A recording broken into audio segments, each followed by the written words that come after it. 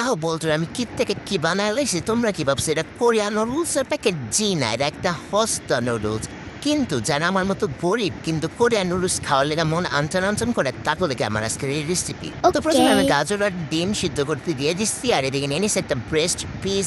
অনেক সরু নিচ্ছি জানি, কারণ আমার আর বেশি নাই, আমি তো গরিব, তোমরা তো জামন। তাহলে টমেটো সস আর ব্ল্যাক পেপার। এখানে দিয়ে দিলাম আমার স্পেশাল চিলি ফ্লেক্স।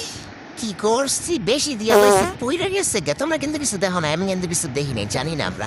এখানে দিয়ে দিচ্ছি ধনিয়ার গুঁড়া দিয়া এবার ভালো করে মতা 10 মিনিট এটা ফ্রাই হইতে দিয়ে দিবা। আর এদিকে আমি দিয়ে দিচ্ছি আমার ওই নুডলস গুলা দিয়ে, এবার এটা 10 মিনিট পর হয়ে গেছে। কিন্তু এটা এত গরম আমি পারতেছি না ছুরি দিয়ে কাটতে। আমি আমার এই ছুরি দিয়ে কাটা দরকার নেই, আমি এটা বড়ি দিয়ে কাটবো। তো লই আইসে দিয়ে কোরিয়ান নুডলসের স্পেশাল মশলা, যেটা সেটা কোরিয়ান নুডলস অসম্ভব।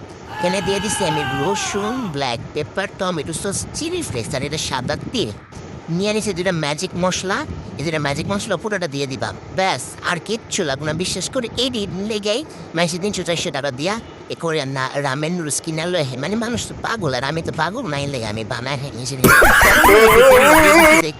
ফ্লেভার তাহলে পরে আমি আবার তেল গরমে দিয়ে দেখো এখন দিয়ে দিচ্ছি। ওয়াও, মানে এত সুন্দর ফ্লেভার বাড়িতে ছিল তোমরা বিশ্বাস করবা। পরে আমি আরো ভালো করে গুটা মাটা দিয়ে নিতেছিলাম। এটা তৈরি করা শেষ অয়েল, এখন আমি হচ্ছে গিয়ে ওই সিদ্ধ করা নুডলসগুলা দিয়ে দিব। আস্তে আস্তে করে প্রত্যেকটা নুডলস দিয়ে এবার কাম হইতেছে শুধু গুটাও। ভালো করে ওকে। গুটামাটা দাও, একদম পারফেক্টলি গুটামাটা দিতে থাকবা। দেখো হয়ে গেছে। এখন শুধু ডেকোরেশনের পালা। তো আমি এটা চিলি অয়েলটারে উপর দিয়ে দিছি, দিয়ে দিলাম একটু চিলি ফ্লেক্স, তারপর দিয়ে দিলাম একটু সাদা তিল।